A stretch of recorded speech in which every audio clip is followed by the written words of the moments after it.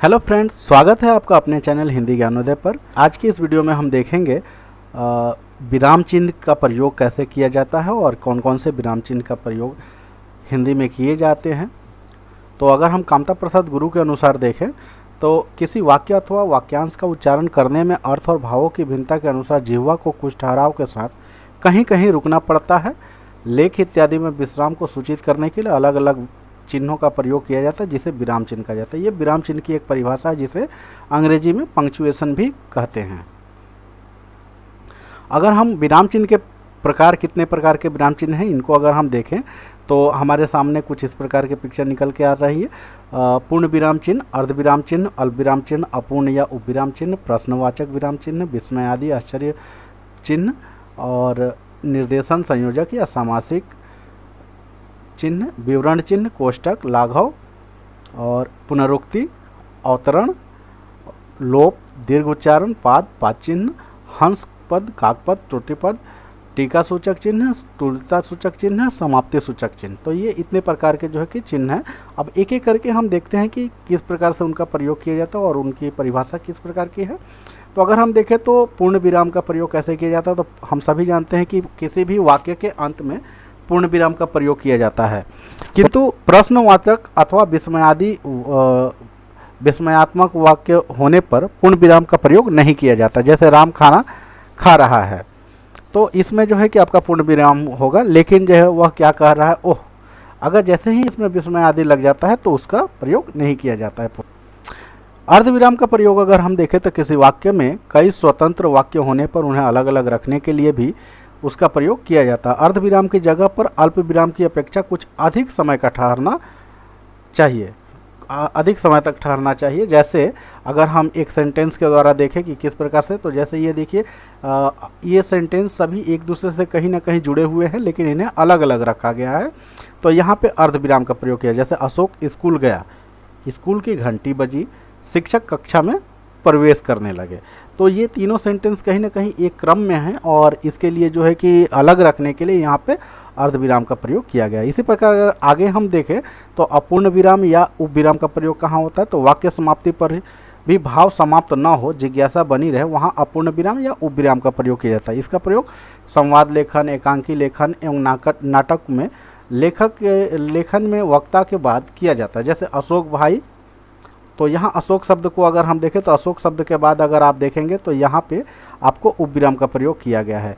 भाई जीवन में तुम क्या बनना चाहते हो, तो इस प्रकार से इसका प्रयोग किया जाता है। अगर आगे देखें अल्प विराम का प्रयोग कैसे होता है और कहाँ कहाँ होता है, तो अल्प विराम का प्रयोग अगर इसकी परिभाषा देखें तो अल्प विराम का प्रयोग वाक्य में थोड़ी देर ठहरने के लिए किया जाता है। जैसे ब्रह्मा ने दुख और सुख अल्प विराम, पाप और पुण्य अल्प विराम, दिन और रात अल्पविराम, ये सब बनाए हैं। तो यहाँ देखिए कि जब दो शब्द आपस में आ रहे हैं तो उनके बीच में अगर ठहराव है तो वहाँ पे इसका प्रयोग किया जा रहा है। अब अगर अल्प विराम के विषय में कुछ महत्वपूर्ण बातों को देखें तो अल्प विराम का प्रयोग संख्या के अंकों में सैकड़ा के ऊपर संज्ञा वाक्य को छोड़कर मिश्र वाक्य के शेष बड़े उपवाक्य में, तो यानी कि अंकों में अगर हम देखें तो जब सैकड़ा से ऊपर के अंक जब आते, तो सैकड़ा से ऊपर के जो अंक आते हैं उनमें जो है कि अल्पविराम का प्रयोग करते हुए लिखा जाता है और संज्ञा वाक्य को छोड़कर मिश्र वाक्य के शेष बड़े वाक्यों में भी इसका प्रयोग किया जाता है। प्रश्न विराम चिन्ह का प्रयोग, तो इसका प्रयोग प्रश्नवाचक वाक्य के अंत में होता है। जैसा कि हम सब लोग जानते हैं कि किसी वाक्य में अगर प्रश्न का सेंस आता है या प्रश्न किसी से किया जाता है तो प्रश्नवाचक चिन्ह का प्रयोग होता है। लेकिन प्रश्नवाचक चिन्ह किन जगहों पे प्रयोग नहीं किया जाता, इसके विषय में भी हमें जानकारी रखनी चाहिए, क्योंकि विशेष रूप से अगर प्रश्नवाचक से प्रश्न पूछे जाएंगे तो आपसे यही इसके ऊपर ही आधारित होंगे कि कहाँ नहीं प्रयोग होता है। तो प्रश्नवाचक चिन्ह ऐसे वाक्य में प्रयोग नहीं होते जिनमें प्रश्न आज्ञा के रूप में हो। जैसे संज्ञा की परिभाषा बताओ, तो आप ये ध्यान देंगे, ये सेंटेंस हो या फिर भारत की राजधानी बताओ ये हो, इन दोनों में जो है कि जो भी बात कही जा रही है ये प्रश्न जरूर है, लेकिन कि इसे आज्ञा के रूप में कहा जाए, इसलिए यहाँ पे प्रश्नवाचक चिन्ह का प्रयोग नहीं होगा। और ऐसे वाक्यों में भी प्रश्नवाचक चिन्ह का प्रयोग नहीं होता है जहाँ पे शब्दों का अर्थ संबंधवाचक हो, जैसा होता है तो वहाँ पे नहीं होता। जैसे कि आपने क्या कहा सो मैंने नहीं सुना, मतलब ये दोनों वाक्यों के बीच में एक अल्पविराम का प्रयोग है। और इन दोनों वाक्यों की को बीच में संतुलन है और संबंध स्थापित हो रहे हैं, तो यहाँ भी आपका नहीं होगा। जैसे तुम नहीं जानते कि मैं क्या चाहता हूँ, तो यहाँ भी क्या शब्द आया है, लेकिन क्या है, ये दोनों वाक्यों के बीच में संबंध स्थापित है, इसलिए यहाँ प्रश्नवाचक ना होकर पूर्ण विराम का प्रयोग किया जाए। विस्मयादि का प्रयोग कहाँ होगा, तो विस्मयादि विराम चिन्ह का प्रयोग खुशी, डर, आश्चर्य, घृणा, प्रेम, तीव्र मनोवेग प्रदर्शित करने के लिए किया जाता है। जैसे छी, कितनी गंदी बात है। अगर तीव्र मनोविकार सूचक संबोधन पदों के अंत में भी आश्चर्य चिन्ह का प्रयोग होता है। जैसे निश्चय दया दृष्टि से माधव मेरी ओर निहारेंगे। ऐसे में यदि प्रश्नवाचक शब्द आए, जैसे विस्मयादि के साथ प्रश्नवाचक चिन्ह आता है, तो विस्मयादि का ही प्रयोग होगा, उसमें प्रश्नवाचक का प्रयोग नहीं होगा। और इसके अलावा अगर किसी वाक्य में या किसी शब्द में मनोविकार को बढ़ता हुआ सूचित करना है, जैसे कि वो बढ़ते जा रहा है, तो वहाँ पे क्या है, जैसे एक विस्मयादि का प्रयोग होता है अमूमन, जैसे छी, ओह, आह के लिए, लेकिन जब उसमें हमको बढ़ते हुए विकार को दिखाना है तो वहाँ पे 2 या 3 का प्रयोग होगा। तो ये इसके विषय में कुछ महत्वपूर्ण बातें थी, जैसे कि यहाँ पे दिखाया गया कि शोक, यानी कि यहाँ 2 है, और महाशोक के लिए 3 दिखाया गया, यानी कि ये बढ़ता हुआ क्रम दर्शाया गया है। तो इस तरह से इसका प्रयोग होगा। अगर नोट में देखें तो ऐसे वाक्यों के अंत में आश्चर्य या प्रश्न का चिन्ह आने पर वाक्य में पूर्ण विराम लगाया जाता है। जैसे अगर जिसमें विस्मयादि वगैरह का प्रयोग आ गया है तो उसमें प्रश्नवाचक नहीं होकर के पूर्ण विराम का प्रयोग किया जाएगा। अगर निर्देशन, संयोजन या समासिक चिन्ह का प्रयोग देखें तो जहां उदाहरण देना है, जैसे इतने में कोई गरजा, और फिर यहाँ पे चिन्ह का प्रयोग किया गया और रास्ता छोड़ो, इसको रखा गया, यानी कि कोई गरजा, कोई कौन गरजा ये नहीं यहाँ क्लियर है, लेकिन ये इस वाक्य के द्वारा दर्शाया गया। तो इस तरह के वाक्य जब भी आएंगे तो वहाँ पे इसका प्रयोग होगा। वार्तालाप में वक्ता के बाद, नाम के बाद, जैसे यहाँ पे प्रदर्शित किया अशोक, तो अशोक कुछ कह रहा है, तो अशोक जब कुछ कहेगा तो उसके बाद अशोक के नाम के बाद यहाँ पे संयोजक या समासिक चिन्ह का प्रयोग होगा। तुम्हें वहाँ जाना चाहिए था, ये सेंटेंस है, तो दोनों के बीच में इसका प्रयोग किया गया है। अब एक और इसमें देखें तो जहाँ वाक्य टूटता है, जैसे मेरी सहेली ने, तो यहाँ देखिए, ध्यान दीजिए, जब हम इस वाक्य को देखते हैं तो यहाँ पे आपको दिख रहा होगा कि मेरी सहेली ने, और अंतिम वाक्य को देखें, संकट में मेरी सहायता की। ये दोनों ही सेंटेंस जो है, वाक्य जो हैं, ये आपस में मिलकर के एक सेंटेंस को पूर्ण करते हैं, लेकिन बीच में ये सेंटेंस कुछ अलग सा है जो कि इसके बीच में डाला गया है।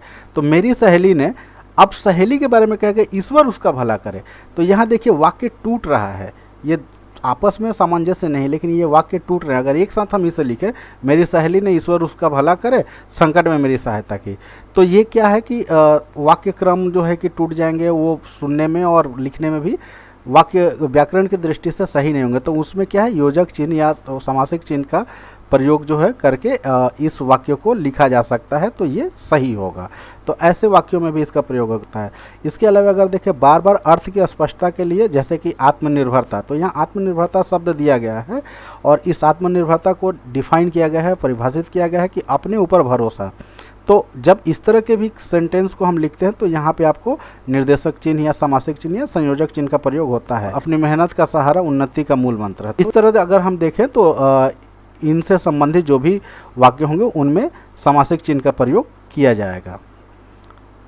विवरण चिन्ह के विषय में अगर हम देखें तो जब किसी पद की व्याख्या करनी हो या उसके संबंध में विस्तार से कुछ कहना हो तो इसका प्रयोग होता है। जैसे देखिए यहाँ पे एक शब्द है बैंक। अब बैंक एक शब्द है जहाँ रुपए का लेन देन होता है, तो ये उसके विषय में परिभाषा की गई है उसको। ठीक उसी प्रकार अगर हम देखें तो यहाँ कॉलेज शब्द है और यहाँ कॉलेज शब्द को जो है परिभाषित करने के लिए इस चिन्ह का प्रयोग किया गया है। जहाँ उच्च शिक्षा प्राप्त की व्यवस्था हो, जहाँ उच्च शिक्षा की व्यवस्था हो तो उसके लिए कॉलेज शब्द उपयुक्त है, तो यहाँ पे इसको दर्शाया गया इसी रूप में। आगे अगर हम देखें तो लाघव चिन्ह क्या है, जब किसी प्रचलित बड़े शब्द को छोटे रूप में दर्शाया जाता है तो उसके लिए लाघव चिन्ह का प्रयोग होता है। लाघव चिन्ह में आप देखेंगे कि जैसे यहाँ पे अगर एग्जाम्पल में हम देखें तो ये डॉक्टर शब्द है, लेकिन डॉक्टर शब्द को अमूमन क्या है, ड के ऊपर में जो ओ की मात्रा के साथ में एक शून्य लगा दिया जाता है और इसे डॉक्टर के रूप में मान लिया जाता है। तो ये जो यहाँ पे शून्य है ये लाघव चिन्ह से लिया जाता है। उसी प्रकार पंडित के लिए इस तरह का प्रयोग किया जाता है, प के ऊपर में बिंदी दे करके और शून्य का प्रयोग किया जाता है। तो ये इसे ही जो है हम लाघव कहते हैं, यानी कि उसे छोटा करना। लाघव शब्द लघु से बना है। अब आते हैं एक बहुत ही महत्वपूर्ण चिन्ह है त्रुटि चिन्ह, और इस त्रुटि चिन्ह का प्रयोग कैसे किया जाता है इसके विषय में सबसे पहले देखें। लिखने में जब कोई शब्द भूल से वाक्य में छूट जाता है तब उसे पंक्ति के ऊपर अथवा हाशिए पर लिख देते हैं और उसके मुख्य स्थान के नीचे ये चिन्ह लगाते हैं।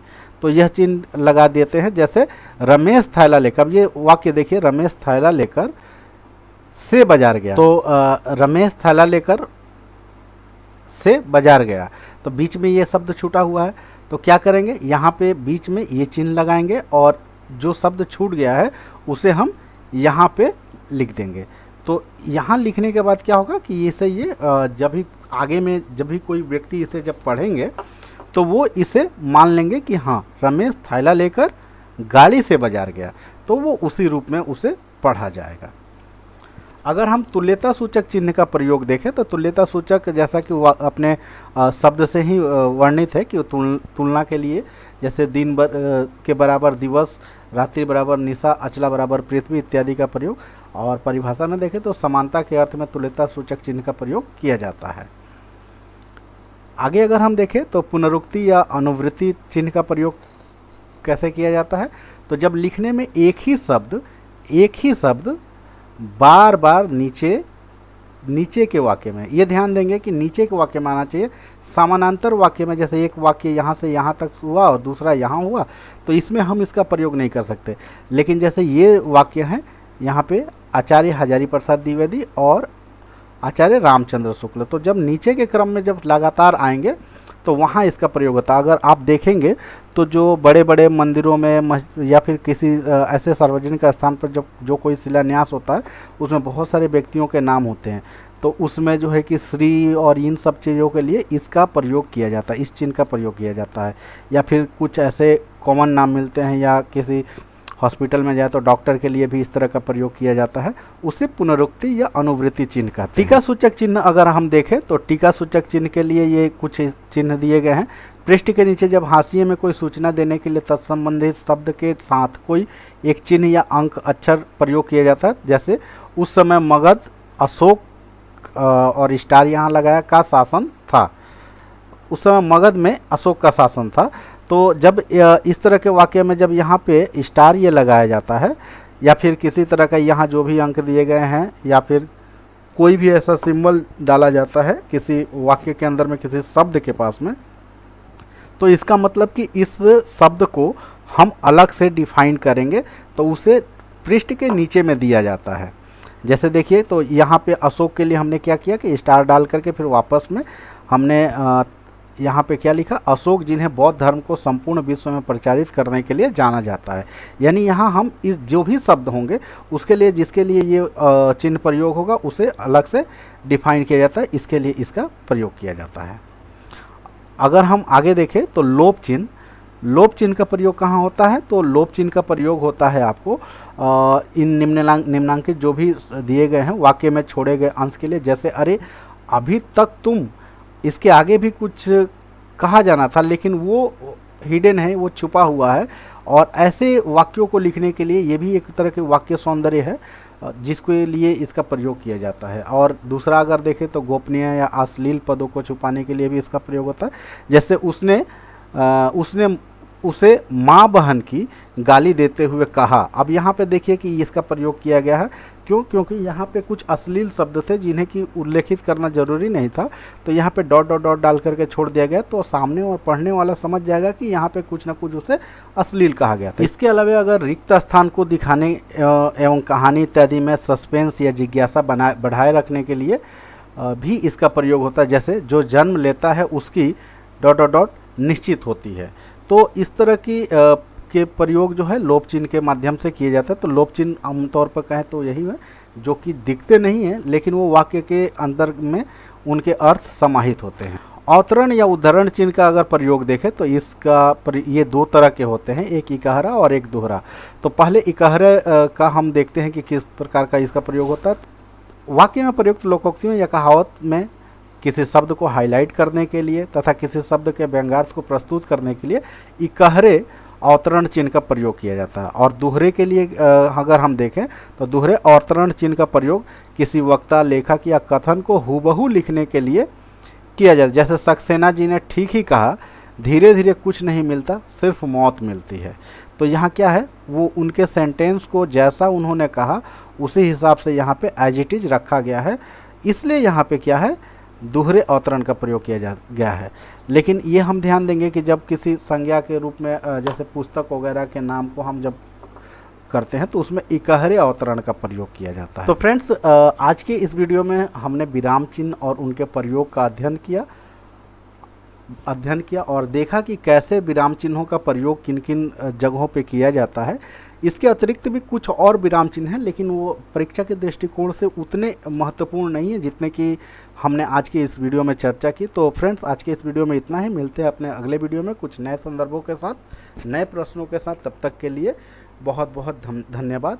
और फ्रेंड्स, अगर हमारी वीडियो आप लोगों को पसंद आई हो तो प्लीज़ हमें लाइक करें, कमेंट करें और हमारे चैनल को सब्सक्राइब करें और बेल आइकन को भी दबाएं ताकि हमारी वीडियो सबसे पहले आपको मिल सके।